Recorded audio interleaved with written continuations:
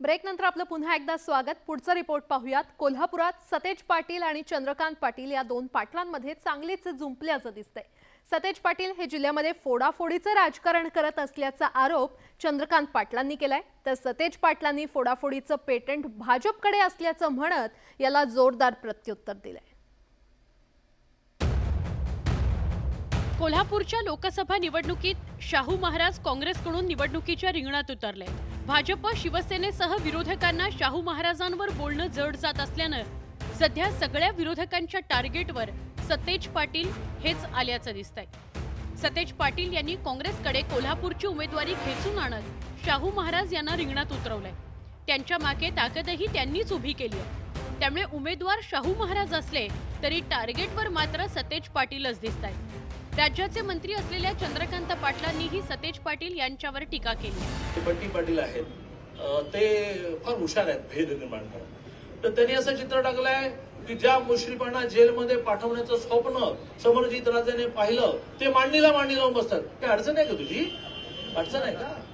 घरामध्ये भांडणं होतात, मारामाऱ्या होतात जमिनीवरून, काही दिवसांनी एकत्र आली तर काय अडचण? एकत्र कशा येतात? हटा बदला तुम्ही फूट पाडण्याचंच काम केलंय आहे। या जिल्ह्यात फूट पाडण्याशिवाय तुम्ही काही केलं नाही। आता मूळचे कोल्हापूरचे असलेल्या चंद्रकांत पाटलांनी पुण्यातून कोल्हापुरात येऊन टीका केल्यानं सतेज पाटील तरी कसे शांत राहतील?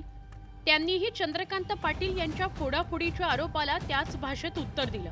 आता देश पातळीवर फोडाफोडीचा पेटंट फक्त भाजपकडे आहे, बाकी कुणाकडेही नाही। तो किती कुणालाही त्यांनी म्हणले फोडाफोडीचं करतात, तो नाही। आता पेटंटच घेतलेला आहे त्यांनी, त्यामुळे दुसऱ्याला कुणाला ट्रेडमार्क पेटंट हा भाजपकडे आहे, त्यामुळे दुसऱ्या कुणालाही तो लागूच होऊ शकत नाही। सतेज पाटील हे काँग्रेसचे राज्यातले महत्त्वाचे नेते, त्यामुळे त्यांना रोखण्याची रणनीती भाजप आखतंय। निवडणुकीच्या रिंगणात उतरण्याची सतेज पाटील यांची पद्धत हे नेहमीच वेगळी असते। त्यामुळे आता उमेदवार असलेल्या शाहू महाराजांऐवजी सत्ताधारी सतेज पाटील यांनाच टार्गेट करताना ते दिसतायत। त्यामुळे आता कोल्हापूर जिंकण्याकरता सत्ताधाऱ्यांची ही रणनीती किती यशस्वी होते हे निकालानंतरच स्पष्ट होईल। कोल्हापूरहून ज्ञानेश्वर साळोखेसह ब्युरो रिपोर्ट, न्यूज 18 लोकमत।